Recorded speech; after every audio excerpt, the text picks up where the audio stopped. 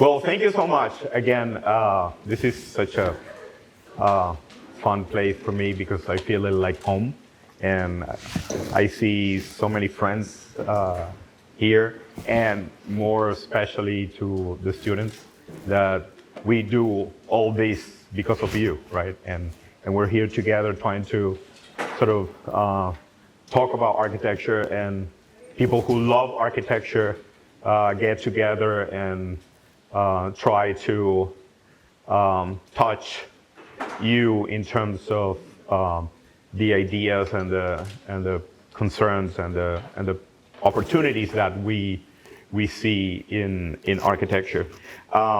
First of all, I want to thank the College of Architecture, and also I want to thank Dennis Chiesa and Chuck McBride for the invitation. I also want to thank Anthony. I don't see Anthony. Oh, over there. Thank you so much for everything that you did for the exhibition. I really appreciate it. And also to Bella and Ayushi. I don't know if they're around, but hello. Thank you for helping me with the installation of the exhibition. Today I want to show or talk about what motivates me and what moves me behind sort of the work that is in the gallery. I want to share with you some ideas and some concepts and some references, precedents that are really important to me and sort of what motivates me and inspire me to develop my work. And it's sort of a very sort of private part of my work. But I think it's a great opportunity to be able to share that with you and perhaps have some level of conversation at some point. So let me first start about the title of the lecture, Drawing the Necessity of Communication, because drawing has been such an important part of my life since I was a very little kid. I've been drawing since I can remember, and preparing all the material for this exhibition, I came across something that I thought it was lost on my files, right, somewhere in some boxes that I brought from Venezuela. That I didn't bring many things when I first came 10 years ago from Venezuela. And the first thing that I packed when I came to the US to teach here at UT Arlington, invited by Professor Bijan, that is over there. The only thing that I actually put in a box were 10 or 12 sketchbooks. That was everything that I wanted to sort of bring from Venezuela.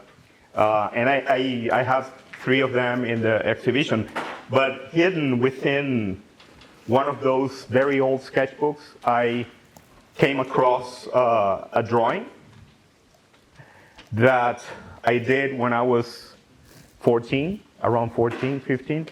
I hope there's no psychologist or psychiatrist in the room because I don't want to get into trouble by analyzing that drawing.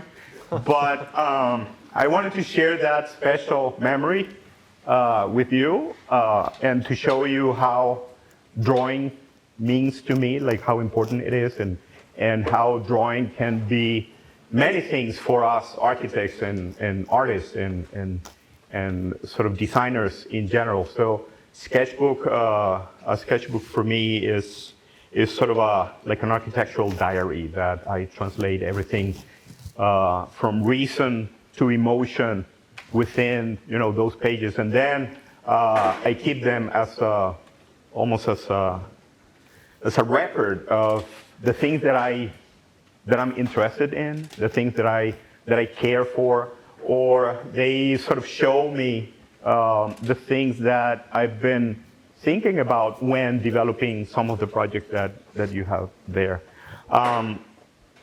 So drawing can be multifaceted. Drawing can represent and can do a lot of things for us, especially for you here in school and sort of digital technology, and now we have artificial intelligence, and we have so many tools that are there for us to incorporate into the design process, into our thought process. But for me, the hand, the pencil, the connection between the hand and the pencil and the paper is unique because of many aspects and factors, but especially the sort of the easy sort of connection that we have with the media. It doesn't require much, but it can be a very effective way of translating and kind of keeping record of everything that we do. So I want to talk today about a few aspects of how I see drawing, and also, as I said at the beginning, I want to share with you some of the sort of very sort of particular examples and precedents and people from whom I have learned so much, and now they have inspired me to do things, and I continue revisiting those precedents and those architects and those projects and pieces of drawing and representation. So the origins of drawing is really interesting because from the very beginning, we have understood that the human being has the necessity of communicating, the necessity of capturing their thoughts and imagination. Drawing is sort of previous to writing. So the first civilizations and first human expressions of an idea was done through drawing, through paintings, and in this case, right, like the Sulawesi paintings are some of the oldest representations that we have in the history of culture. We're talking about almost 40,000 years ago. Or, for instance, the Chauvet caves, South France, we're talking about 35,000 years ago. And you can see that there's this very sort of simple but very sort of accurate representation of what the inhabitants were seeing, were experiencing. And again, the necessity back to capturing that somehow. And that's what, to me, drawing does, and in a very sort of effective and, as I said, easy way. Laco Caves is another example of this idea of trying to sort of capture a moment in which you can see human hands in that sense being represented and being somehow made part of their culture and their way of understanding themselves, right? So this is also very interesting to me because it's fascinating how one of the oldest oil paintings known is still sort of around, and of course the idea of representing and telling a story, which is a big part of what representation did throughout history until sort of the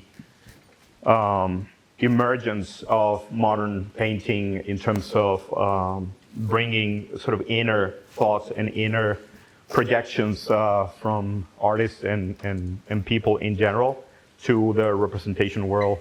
Or, for instance, these are also called plaquettes, and these are probably the oldest drawings known 15,000 years ago. We're talking about United Kingdom. So everywhere around the world, we have seen how drawing and how representation has been part of culture and has been part of human activity.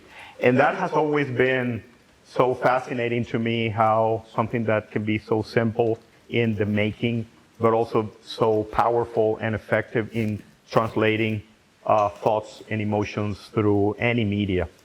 Like, for instance, one of the, if not the first one, is one of the first architectural plans known today.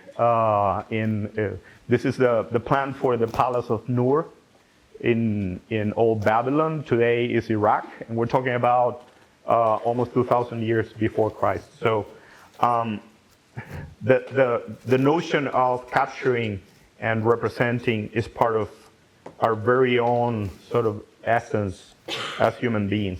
So when I talk about drawing a thought, are those drawings that, or pieces of information that have been absolutely relevant in the construction of memory and architectural memory and historical sort of precedent. Like in this case, the three sort of basic concepts that Vitruvius introduced to us in the first century BC, firmitas, utilitas, and venustas. But what is fascinating to me about this particular drawing is that the whole project is there. It's not about the sketch, it's not about what the drawing is telling us, but also it is a programming of a building that is all sort of put together, drawing and programming, and it's the first document, architectural document that we have encountered, and we still refer to it as a highly significant piece of information in architectural history. Talking about representation is also talking about the evolution of the technique of representing space and representing architecture and also representing ideas. So here we have it's a Pompeian mural that was done in the 2nd century. And what really makes me wander around and analyze the painting is, as you can see, those lines are part of a perspectival analysis, but you can see that we now know that a very sort of close way of representing how we see ourselves is through perspectival representation and the vanishing point, and we have sort of every parallel line converges in one point, which is the vanishing point, and it's the mirror point of the viewpoint, right? So if we, and all detailed technology, 3D tools are based on basically what Brunelleschi sort of invented during the Renaissance, which is the perspectival representation. But here, what is really interesting to me about this particular mural is that if you analyze it, you can still, you start seeing that there's a notion of three-dimensionality, but it's not necessarily there yet. And so we have examples like Giotto that in painting and the history of painting represents such an important figure in terms of advancing the way we sort of see ourselves represented, in this case, in painting. So those lines on the right image, those lines are sort of trying to analyze and understand the construction of the perspectival space that is still not present, but we have some fragments of representation that are making those images more and more accurate and more effective in developing sort of the idea of inhabitable space and architectural space and three-dimensionality. This is another image from Kyoto, which I admire profoundly. This is the encounter at the Golden Gate, and we're talking about 1300s, and sort of how he pushed the level of representation to a limit that has never been seen before, or had never been before. So in terms of these sort of advances. And as I was saying, another amazing moment in the history of representation is what Brunelleschi kind of invented, and he created his device with a mirror in Florence, and this is sort of a depiction of that. So he identified the basic technical elements and rules to construct a perspectival space closer to reality and correctly. And I have been always fascinated by the relationship between the mode of representation and the kind of space that representation is generating, or is being sort of constructed. So here on the left, you see the original perspective made by Brunelleschi in Santo Spirito in Florence. We're talking about 1400s, right? And you can see the built space, and then on the left, as I said, the perspectival representation. So what this sort of shows me is that there's a connection between the kind of space that we imagine connected to the kind of tools that we have. And we can see that today with, digital technology and even AI, but everything is sort of based, and if we talk about Revit, or we talk about Rhino, or any digital tool, they're all sort of connected to this point. It's the starting point of everything. And again, my particular interest is how the mode of representation defines a kind of space. So it's almost like we build what we can represent, or we build the way representation modes and tools allows us to build, right? So these are similar documents. This is from Brunelleschi also, and is also a document that talks about, of course, the structural proposal for the dome, Santa Maria del Fiore in Florence, and this is sort of the part of the competition for the dome that he kind of won, but beyond that, what really kind of moves me and motivates me is sort of how the level of representation, and not only the quality of the drawing, but what the drawing represents, what the drawing means, which is kind of a hidden life of the drawing. If we understand and know the project, we can really understand what we're talking about. So Brunelleschi sort of invented, right? And most historians sort of agree on that, but he didn't leave any sort of document, any record of his invention.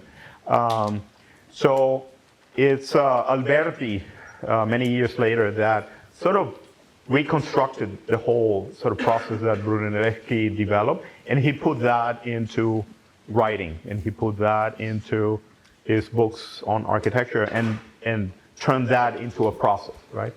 And I think that's also a really interesting moment where an element of representation became sort of commodified, became sort of controlled by a process that could be repeated.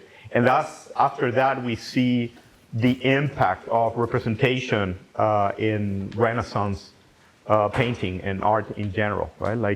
Like the sort of this Raphael painting, which is one beautiful, perfect painting called the School of Athens. And you can see how the presence of perspectival representation and vanishing point and all that we kind of are today very familiar with is beginning to be sort of present, and the kind of work that was done was sort of defined and determined by this sort of invention. Another really important moment in the history of representation is due to Duder's incorporation of the grid. Here, right, the artist on the right is using the grid to capture and control and be able to understand the parts, the relationship between the parts to the whole, right? We're talking about proportion. So the grid allowed us to, or allowed the artist to really understand and translate with a very effective process, the translation from the real to the represented. So the introduction of the grid became part of every single artist's and architect's work. And you can see how the grid in, for instance, Renaissance architecture or Renaissance painting, the grid is always there on the floor, on the roof. Like it became sort of almost like a physical element that was part of every single space and building. So again, the relationship between the kind of representation and the tools of representation connected and related to the kind of architecture that comes out of it.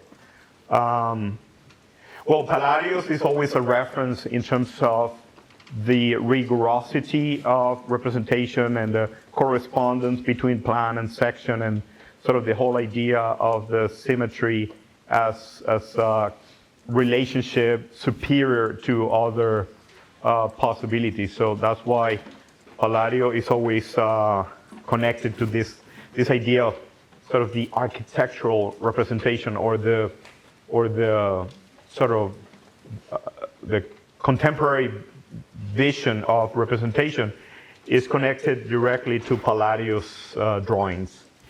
Of course, we have references of Leonardo da Vinci on how drawing became this tool, this device to investigate, to explore. And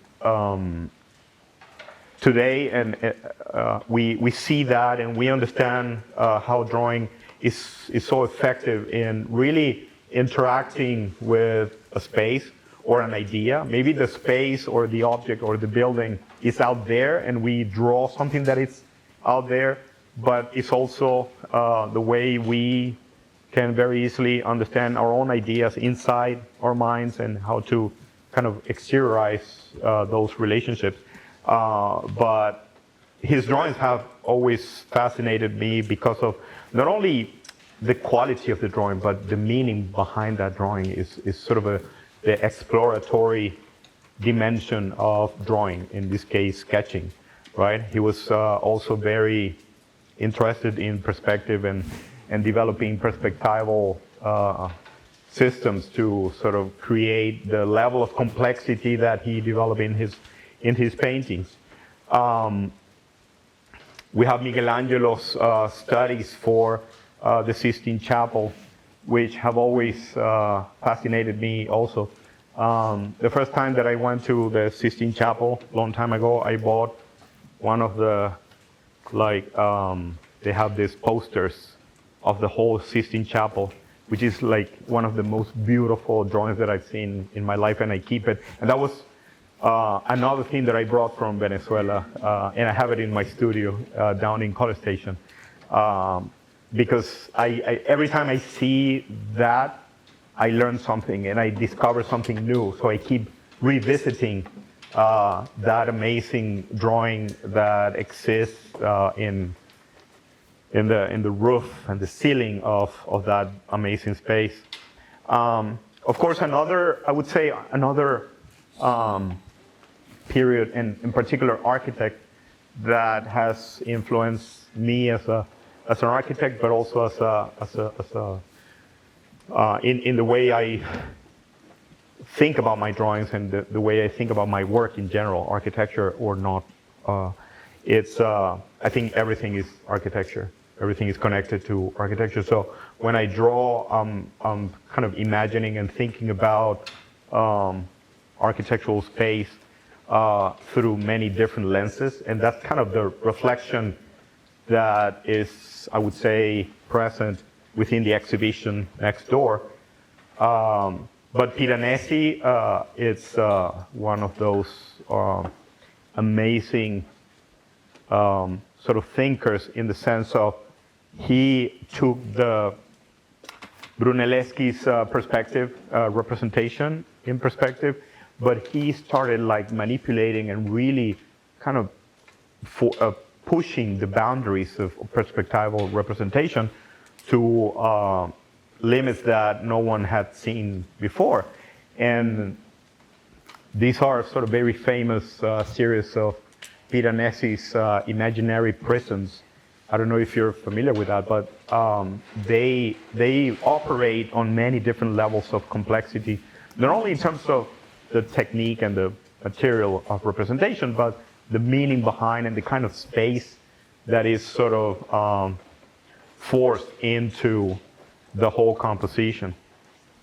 Another sort of point that I think is important to bring to the conversation, because it's inevitable, its impact in the way architectural space and architectural representation has been transformed, and this was one of those moments where what was the camera oscura as a device that artists used to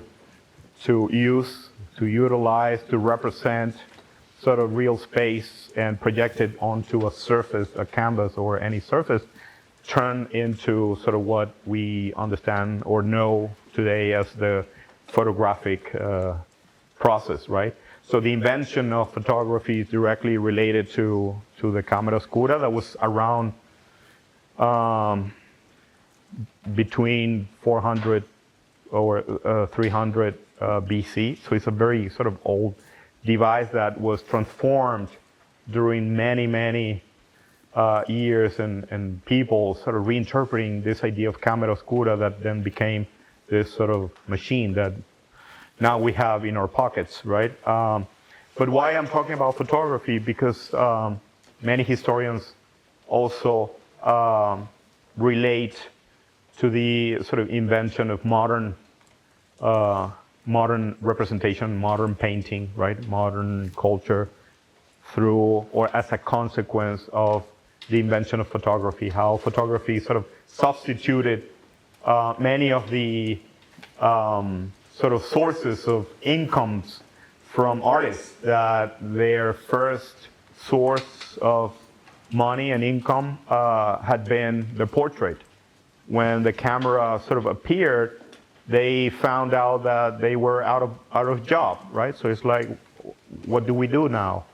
And they started trying to push representation into unknown limits, because now they were sort of free, right, to speculate and to not only represent the visible world that is out there, but at the same time pushing sort of the limits and the boundaries of representation to look inside. And sort of this idea of interaction between reason and emotion became something that generated the modern movement and many of the movements from late 19th century to the beginning of the 20th century.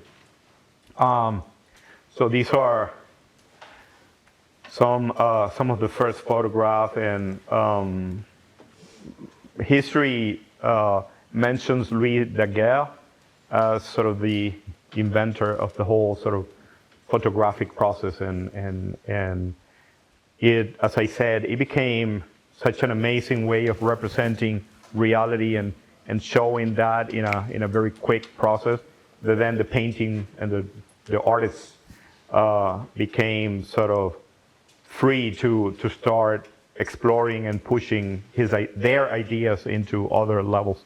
I don't know if you're familiar with this particular painting, but again, many historians talk about this painting as the beginning of modern movement. And this is Déjeuner sous la Hierbe. It's Manet, Edouard Manet painting. And what is really, really interesting is that this is, if not the first one of the very first times that the classical way of representing space and representing culture started to be pushed and bent and sort of questioned. So for instance, the idea of perspective is no longer there. The disconnection amongst all the subjects of the painting is evident, right? There's no sort of dialogue or relationship that one can connect to, because it's a very sort of strange relationship amongst all the parts of that painting. The lady at the back would have to be a giant to be correctly represented in true perspective. So what Manet is doing is really manipulating and questioning the parts of the traditional way of representing space, and in this case, landscape. So it becomes a very flat painting, even though it's representing human beings and in a apparently sort of normal, right, way of relating each other. So it's the first time that I saw this painting was really shocking to me, because I started making those connections between sort of perspectival representation and flatness of the canvas, and that's basically what Cubists sort of started, right, like pushing and talking about. Of course, Paul Cézanne is another example that I think is really interesting to explore, because he started sort of introducing this idea of movement and in perception of space, which triggered and generated the Cubist sort of philosophy and approach to representation. So you can see here that the painting, the diagram on the right is sort of an analysis of how perspective would have been constructed using traditional methods.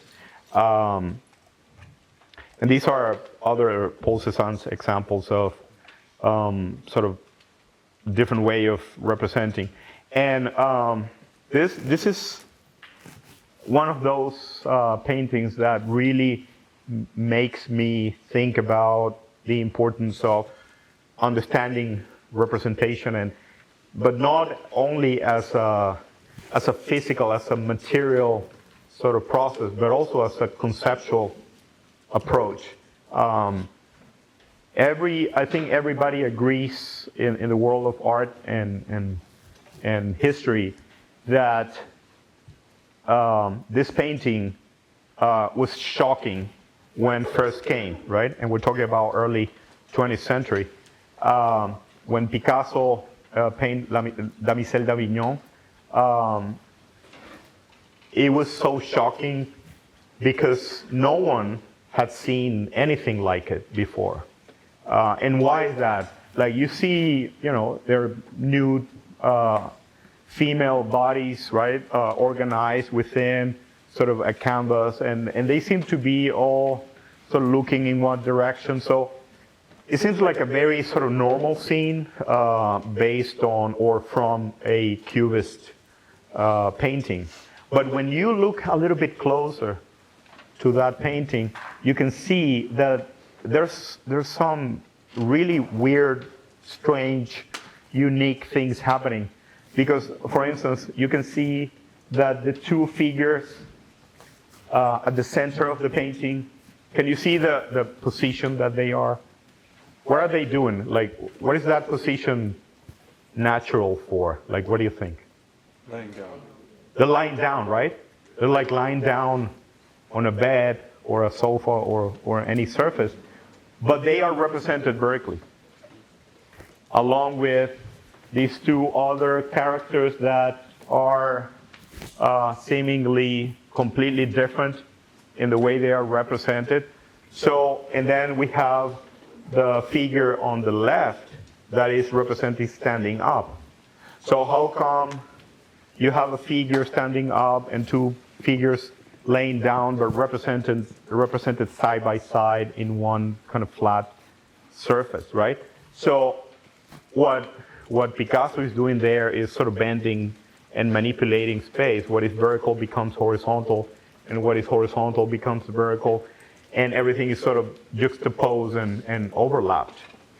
So those concepts started to be part of the sort of architectural and sort of art language, and used as almost as a method, right, for constructing space. But everything starts from this particular painting and this particular moment. So I think it's worth really understanding and thinking about it. Another really important part of, I think, what I do and what I've been doing is related to Theo van Desburg and the style movement and their ideas of abstraction. It's almost like the MoMA many years ago did an exhibition, and they referred to this series of drawings and Theo van Desburg as the person who invented abstraction. So the whole sequence of drawings, like it's actually a cow that Theo van Desburg in the upper left corner started representing, right, using sketching and representing as close as he could. But then there's a deconstruction process throughout the whole sort of sequence of drawings until you get here. So if you look closely, like look at how the original figure is being transformed and deconstructed to create a composition that when you put them side by side, it's like you start finding connections. But when you see the last one, right, or maybe these two, which are the most kind of known compositions that he did in relation to the cow series, you can see that there's a whole logic of the last composition about what is positive, negative, and the use of color in a very sort of original way that has little or nothing to do with the original sketch. And Picasso did something very similar in the 1940s, but he called his series the Bull series, right? And so to me, it's fascinating. It's kind of a similar sequence. You start from the upper left and you go, right, like this way.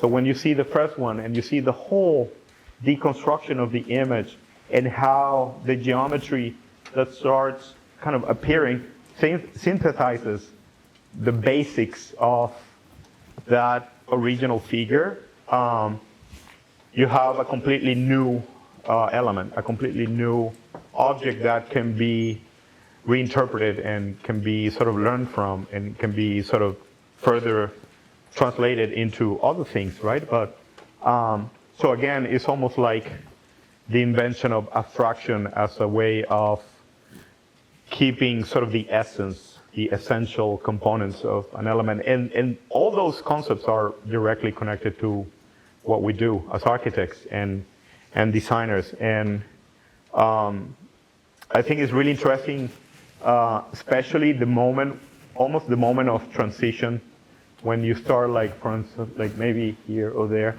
that you are in that sort of in-between state. It's like, it's not completely abstract, but at the same time is figurative. So that in-betweenness is also really appealing and interesting to me, and I've been trying to sort of explore those ideas of what happens. It's neither black or white, it's sort of the gray zone. And I always talk about with my students about that idea of the gray space, which is neither solid nor white, or neither inside nor outside, but it's somewhere in between, right? So that idea of in-betweenness is also present in sort of everything that I've been doing. So drawing can be also concept. It represents ideas, and some elements or some examples in the history of architecture have been really connected to this idea of not only representation and the quality of the element being represented in terms of drawing or materials or technique, but about what is the intention behind, what is the meaning behind what is being represented. And drawing, in a way, is a very sort of amazing, interesting way of really understanding that. Like, for instance, the Italian futurists in early 1900. We have Antonio Santelia's ideas of the city of tomorrow, or the future cities and the industrial city. And this drawing has always been so powerful to me because of that idea of the concept behind the drawing. It's a beautiful drawing, it's a beautiful technique and all that, but at the same time, what it represents has always shocked me.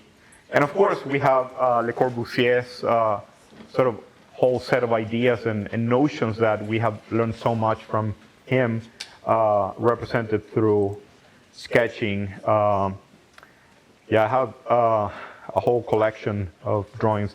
In this case, Walter Gropius and Herbert Bayer axonometric drawings from the Bauhaus, or Theo van Dasburg also with the Style axonometric drawings. So these are, I'm going to go a little bit faster to show you kind of those moments of history of representation and where representation has shifted or has kind of turned into something way more powerful. Like the ideas of Archie Graham in the 1960s and 70s with the plug-in city.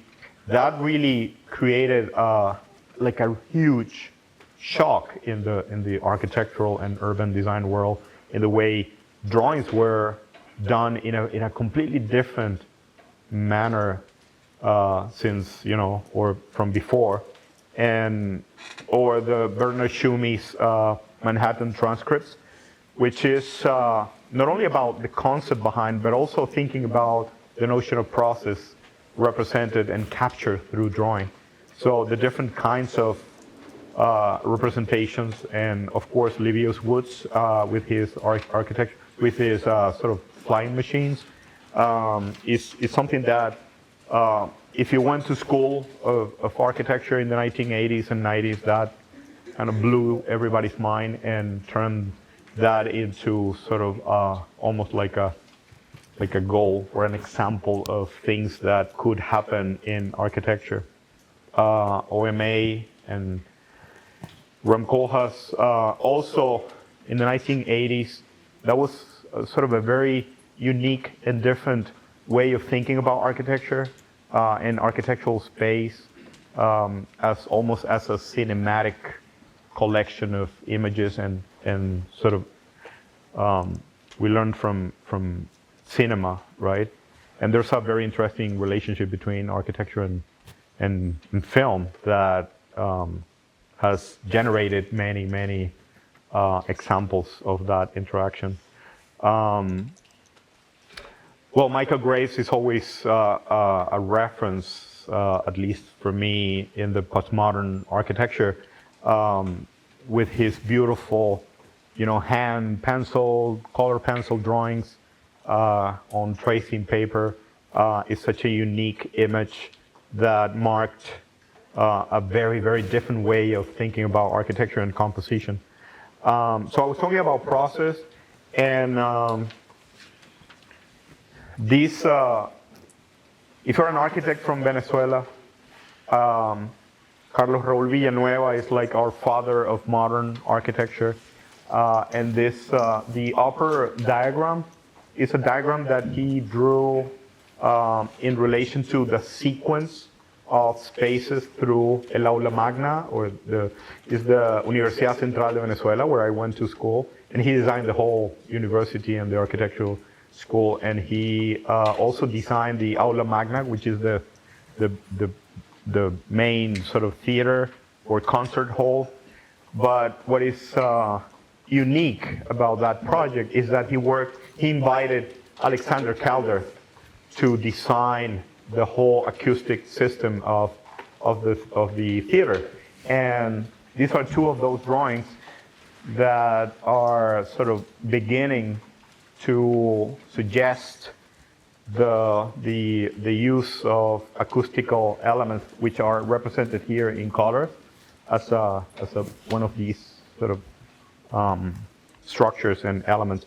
But I'm not showing the project, but I'm showing the visual representation and the drawing as almost as a work in progress that was required for the whole building to be sort of built. So this is the beginning of that process, and there are like dozens of similar drawings like this that are sort of a witness of this idea of how drawing can sort of be that tool for manipulation of ideas. Or the same Carlos Raúl Villanueva, his sketches, we all learn in a way from him indirectly or directly, but it's a way of thinking, right? So when you see one of his sketches like that, you see tropic, you see the tropical weather, the importance of natural ventilation and cross ventilation, and be aware of the place, right? We're talking about Venezuela, the Caribbean, right? So the sketches have this sort of notion embedded within them that is so valuable to me. Well, I included many sort of examples here. Bernard Schumi is also one architect and one way of representing space that have influenced me so much that it means so much to me, especially the La Villette project that I don't know if some of you may be familiar with that from the 1980s. But that radically changed also the way to think about what a project was and how it could be sort of manifested in many different ways of representation. Or Richard Meyer's sketches, right? Peter Eisman transformation process, which kind of generated such a huge impact in the 1960s and 70s about the notion of process and transformation, and how drawing was the tool that really captured, that essence of manipulation and formal manipulation. Or Frank Gehry's sketches that are so expressive and powerful in the sense of perhaps not representing a building, but representing an intention or representing sort of a way of seeing or thinking about architecture. Well, Greg Ling in the 1980s started exploring this notion of digital tools and representation. So I've been sort of always drawn to sort of some of the work that he did during those years and sort of the beginning of the tool, the digital tool. Of course, Stephen Hall to me is one of the most interesting contemporary architects here in the U.S.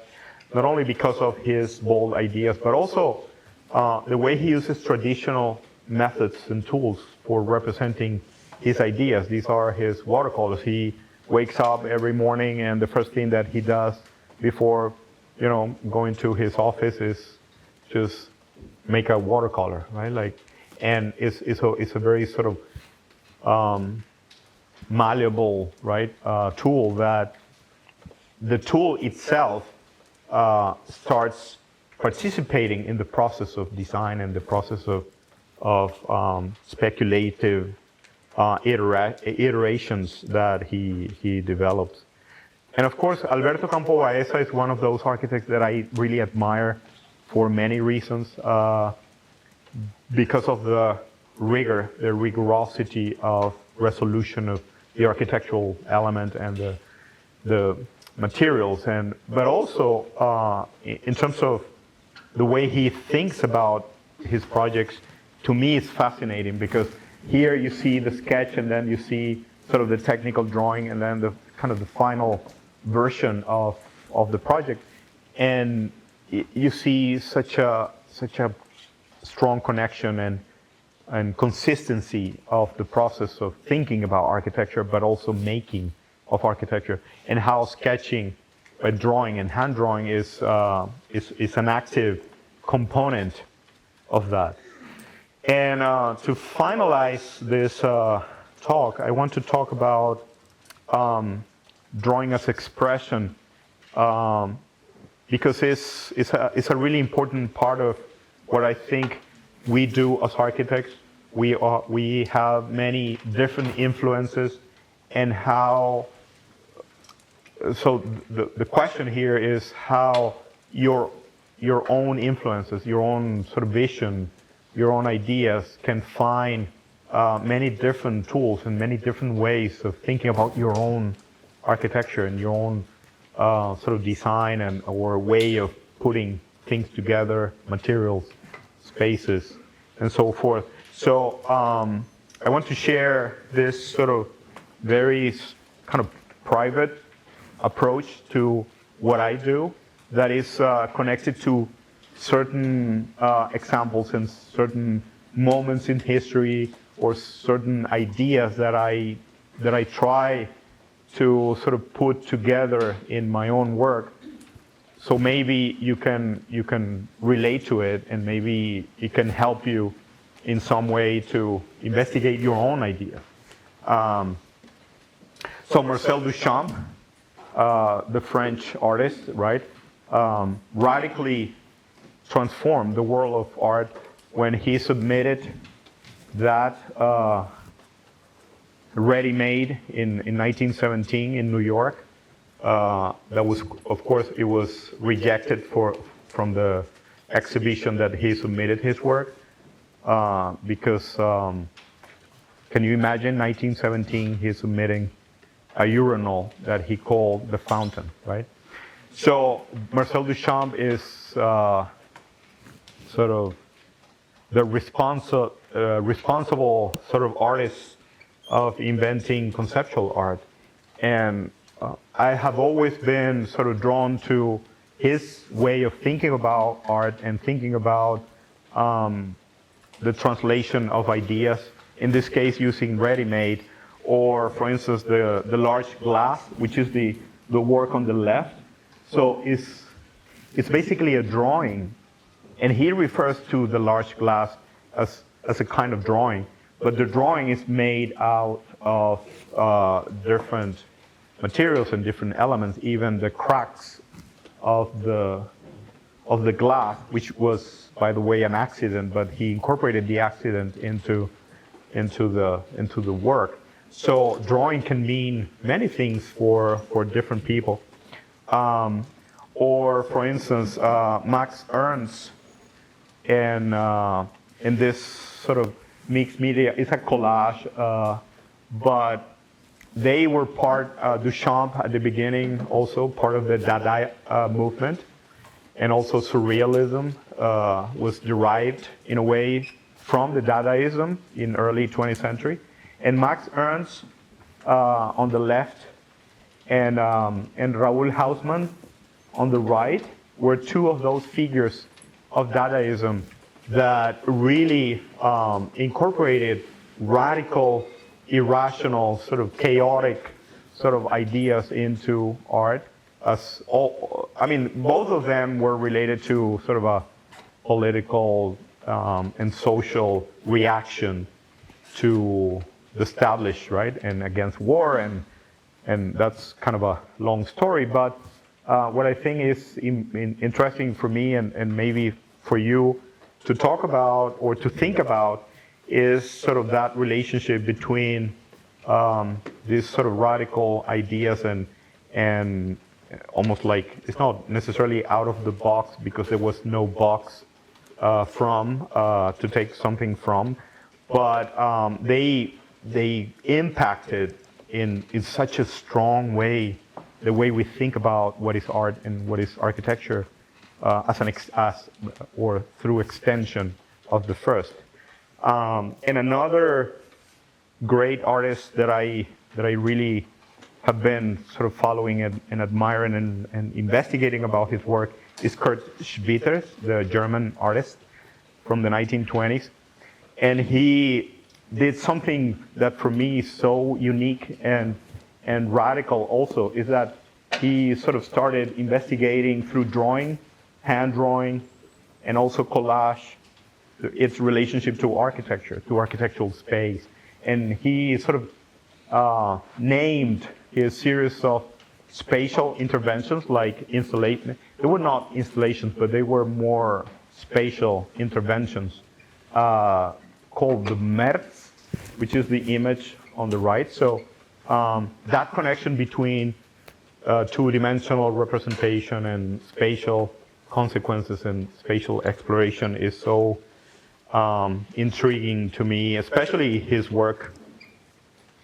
And then I came across a few years ago the work of Lee Bonteku. I don't know if you're familiar with her work, but it's such a strong, bold kind of statement in the sense of how drawing is an extension of that inner sort of world and the notion of connection to emotions, and it's a question of projection, right? Like inner projection, and she uses in developed drawing and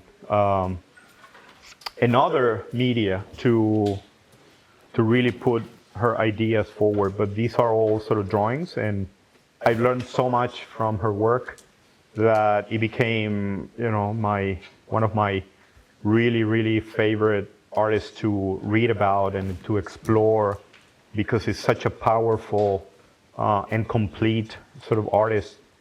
And of course, another example and another reference that has been really important in the work that I've developed is Louise Nivelson, and is such a kind of strong connection to architecture and how things are they move from two-dimensional representation to spatial, three-dimensional sort of interlocking of elements that is so powerful to me.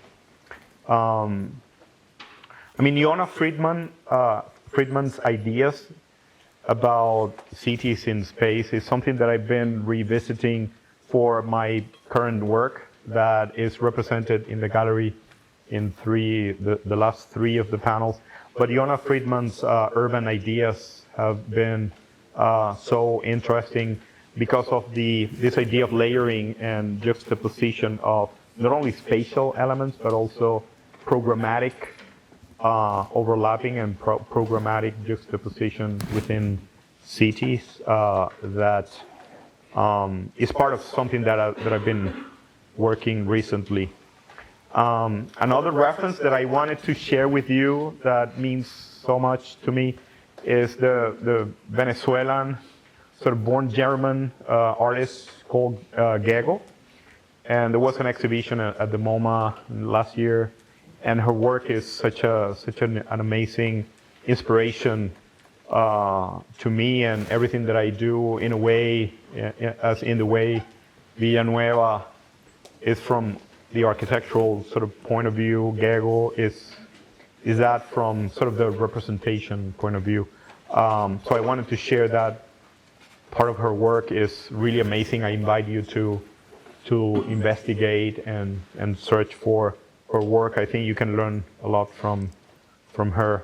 And just to finalize here, Daniel Libeskind, of course, has been always a reference to every single architect, at least kind of contemporary to me, that is still sort of giving us so much to think about. Or in the 1980s, Oswald Matthias Ungers, with in particular this kind of drawing that is a deconstruct axonometric that is so fascinating to me because of the collision of elements and how solid and void, positive, negative, kind of collapses into a two-dimensional surface.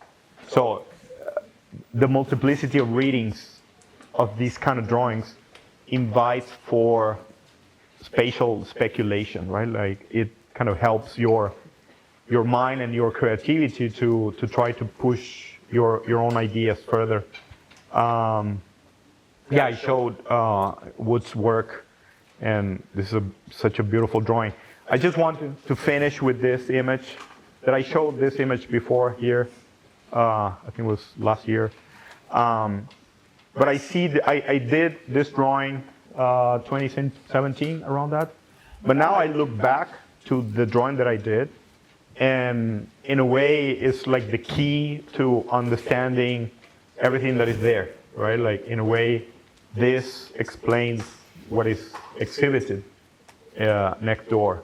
And this is a drawing that I did through my research on psychological projection and the notion of shadow from Carl Jung's perspective, right, the psychologist. So I did this drawing trying to understand the mental structure of our mind and how creativity works and where does creativity come from. And so here you have 3 levels, right, 3 layers. The upper layer over there between the 2 dashed lines is called reality.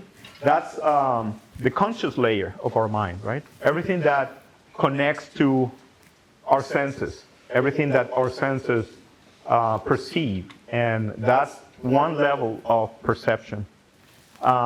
Then under that, right underneath that kind of layer, we have the subconscious. It's what all storage knowledge is. Everything that we learn, our education, right? The things that our parents had told us, all the rules of society, everything exists like right there. And that layer is usually referred to as a sensor, as a filter.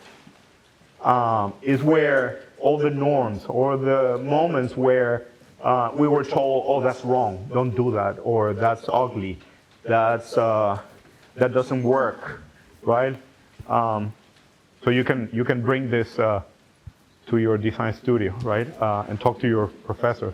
Like everything that is a sensor or a filter prevents the deepest layer of our mind to come to the real, the visible world, right? Like the conscious world. So all creativity, our creative minds exist right there. But the problem of creativity is how to bypass that middle sort of sensor filter. That's the whole problem of how creativity can be kind of tucked into, right? Like connect to. So how do we do that? Like we have talked about Dadaism, we have talked about Surrealism, because they specifically sort of tried to innovate, to create something new, to create something positive, different. And the only way that we have to really plug into our creative minds is that kind of bypassing the sensor of our own minds. And there are many ways that we can do that. And again, the work that you see in the gallery that is exhibited, the architectural work and the drawing, the kind of visual work, in a way is a consequence of my own understanding and my own trying to create this sort of bypass, right, from the deepest layer of our minds and sort of the connection to the conscious world. So I want to kind of finish there, and thank you very much.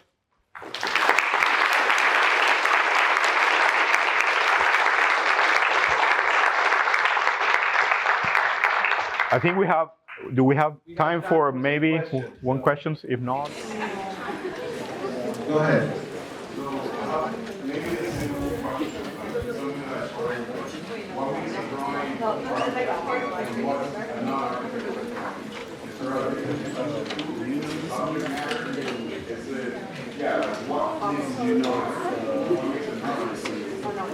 Oh, that's a great question. I think what makes a drawing architecture is it depends on who looks at the drawing. Because I think, to me, everything is architectural. Everything, in a way or the other, can be connected to architectural ideas. And you can take a look at still nature, right? Like you can see a landscape, or you can see a bunch of objects on a table, right? A still life. There's so much architecture there, right? Because it depends on the optic, like depends on your own approach. Because I can learn from a classical painting that is not necessarily architectural because it's not representing space, but you can learn about composition. You can learn about positive and negative, the space in between things. Like you can learn so much from just being aware of what you're seeing and trying to understand. Because I think everything can be architecture if the viewing subject has architecture in their mind, right? So we can learn from all of that. But you can say, well, like, yeah, there are drawings that are architectural. They represent architectural space, but I think what makes a drawing or a visual representation more architectural are the intentions behind. I think the difference is the intention, right? Like, is there a purpose with when you put two things or three things together on a screen or a piece of paper? What is the intention behind? And I think that makes it architectural. I don't know if that kind of responds to your question, but I see architecture everywhere, right? Like, and I think we need to make architecture our kind of daily life and our tool to relate to the world out there. We can see everything from the architectural sort of lens, but it's up to each one of us to really be aware of that and make the connections that we can understand, right? I don't know if that kind of helps. I mean, I feel like at a technical level, right, architecture is about representing space, but I also think it's about representing ideas. So whenever you show something like this, you know, it can be a little bit of both, right? Yeah. Yeah. The idea of how creativity works, right? But it could also be a space. Well, right there, you are in a way looking as an architect, as a spatial thinker, because you're looking at composition, but you're also understanding beyond the drawing. You're understanding intentions and spatial intentions. Yes, architecture is about space, but representation is about ideas. I don't think we draw buildings. We draw ideas. We draw intentions. And the clarity of the representation and the clarity of a project represented is directly connected to the level of clarity of the ideas that are being represented. It's not so much about a beautiful drawing, but what the drawing is telling you, right? It's suggesting you, or it's developing through your mind, right? Yeah?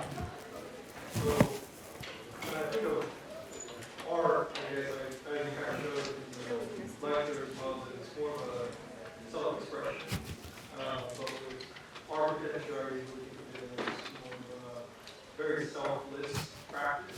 Mm-hmm. So I'm wondering where in the architectural practice and process you have to kind of leave this behind with chasing architecture and the subconscious and the unconscious. That is such a great question, because I ask myself that question almost like every day, and I don't think you can leave that because it's part of who you are as a person, as a human being.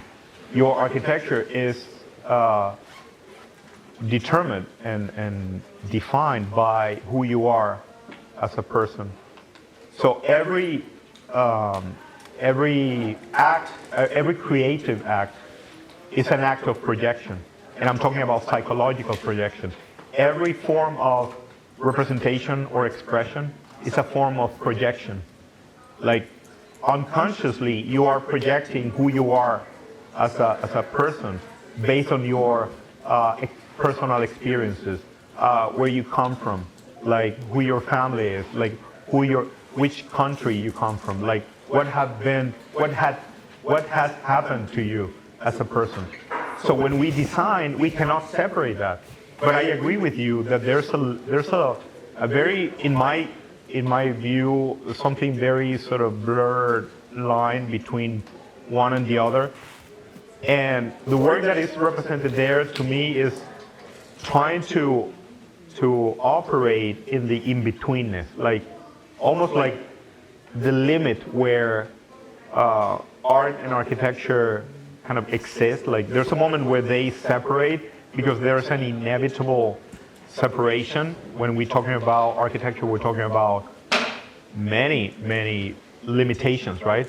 Gravity, budget, client, context, cultural sort of framework, historical references, materiality, right? Like there's so many aspects, but there's a point where they coexist, right? Like representation and spatial representation, they come from a very sort of common place that yes, they separate at some point, but I don't think you can separate that. You can maybe suppress in some degree, depending on what kind of project you're doing, but at the end it's part of the same activity, I think, right? So it's not about suppressing, because I think creativity exists like right there for both architecture and other disciplines, right? Like art or any other, but they come from the same place,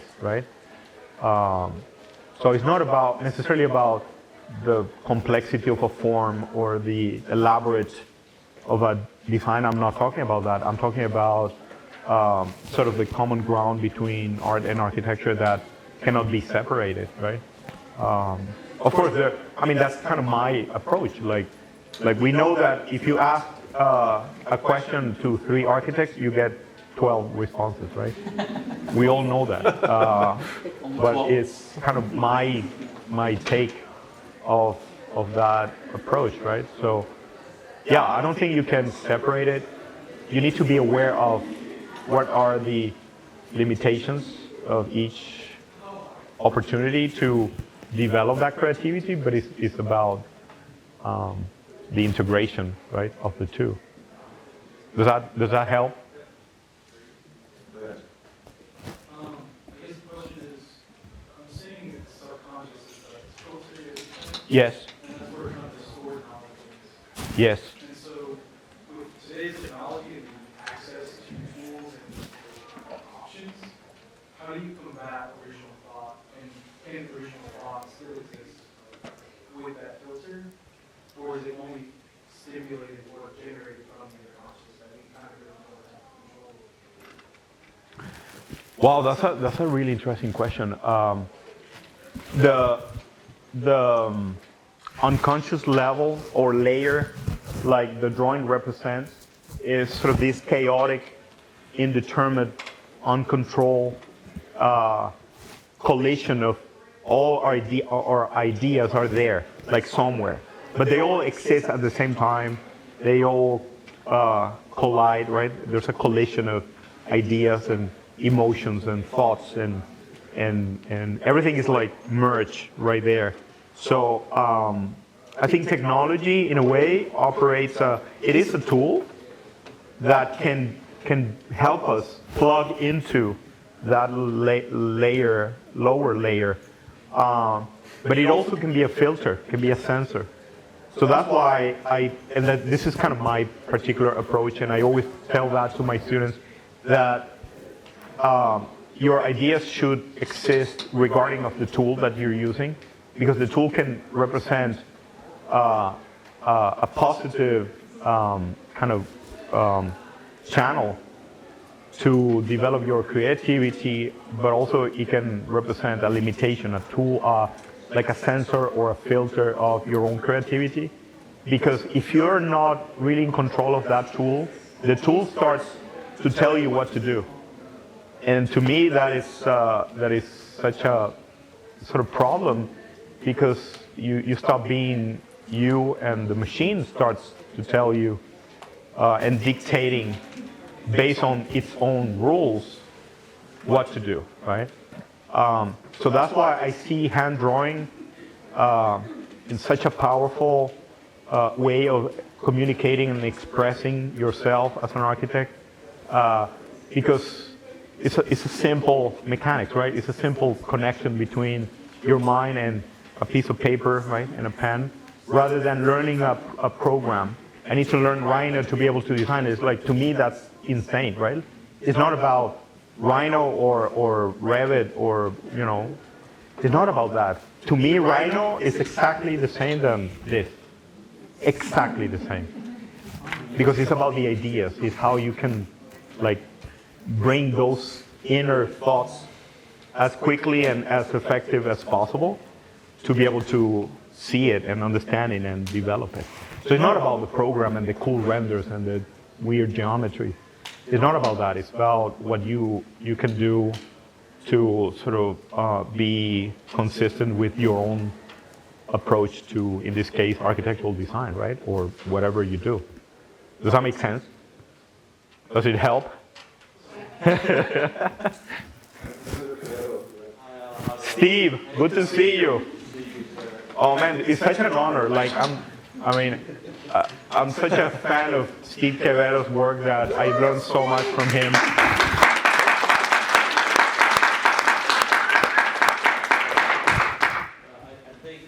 really enjoyed your lecture. We're taking our students down here from our classes to see the exhibit, talking about. Thank you.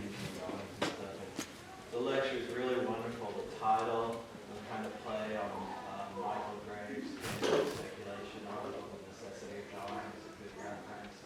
And again, what you just said about Revit, and when we came of age in school in the 80s, drawings were really architecture, right? All the famous people like Morphosis and Graves and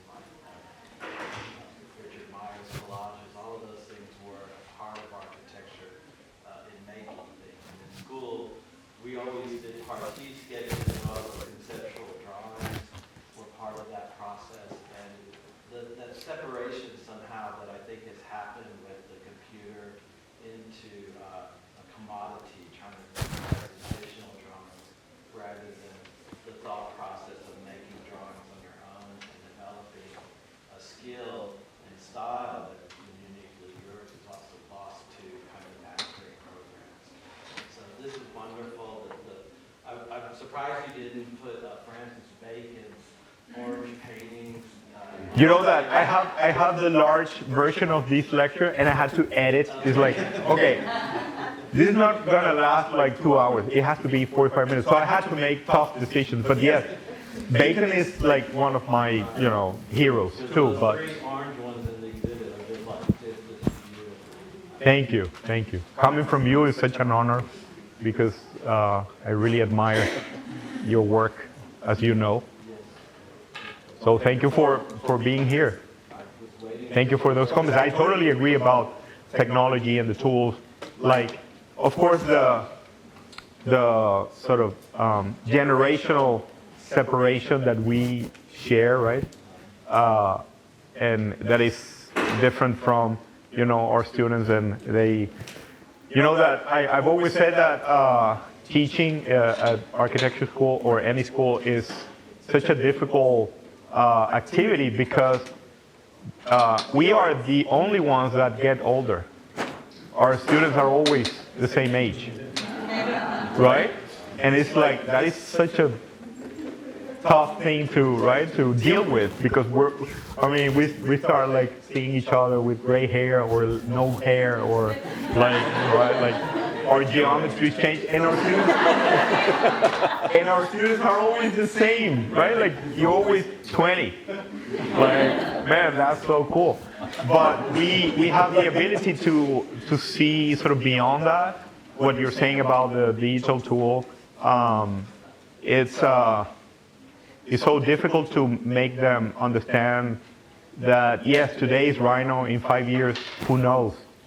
So that is not the important part of our education here. It's about, again, we don't make drawings, we represent ideas.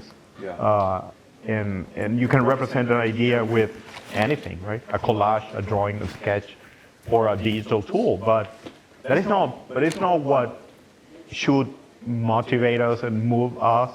It's about architectural ideas, the social responsibility of the architect, and the role of the architect in such a difficult sort of time. And we have so many responsibilities that, yes, we're talking about drawing, but drawing is important because it's the only way that we have to really make sure that others understand what we want to say about architecture and the role of architectural design in social, in different communities and so forth, right? So to me, that is just difficult to make them sort of understand, right? Like that we're talking about just tools. Yeah. And the problem I see also, the students don't have fun drawing. They see it as a chore. And like when you paint and draw like I do, you don't really know what the end product's going to be. No. The process and the physical joy you get from making something. Right, That's what right. keeps you up at night. Yeah. That you can't. Sometimes you see drawings in dreams when they say you're drawing. Yeah. From your bed and drawing and stuff like that. And Yeah. the unknown is not, they're worried about being right and not thinking about the process. Yeah. Oh, that is so true. You know that I stopped erasing on my drawings long time ago? Like long time ago? And it's not because my drawings are perfect, like far from it. That I make many mistakes when I'm working on a project or a drawing, but especially a drawing, I just incorporate the mistake. Like I don't erase, right? The drawing. So it's like, oh, I messed up this, right? Because like you say, you don't know where it's going to end. You don't know where it's going. You know where it starts, but you don't know where it's going. And what is fascinating to me about drawing is, and art in general, is that you start having a conversation with the drawing. Like the drawing starts to talk to you in a way. And sometimes you don't listen very carefully to what the drawing is telling you. And it's like, oh, this is not going right? Like, I don't like this. But it's like, the problem now is a design problem. Like, what should I do with that? So I don't erase, I just, like, work with the mistake. Like life, right? Like, you make a mistake, and it's like, there's no, right? Like, oh, going back to, right? Like, rewind and do it again. No, that doesn't exist, right? Like, you have to deal with the mistakes. So all the drawings that are there are, in a way, a consequence of this idea of you make mistakes, you deal with the mistakes, and you incorporate them into whatever happens at the end, right? Think on that note, thank you, Alex, for... Oh, thank you for the invitation.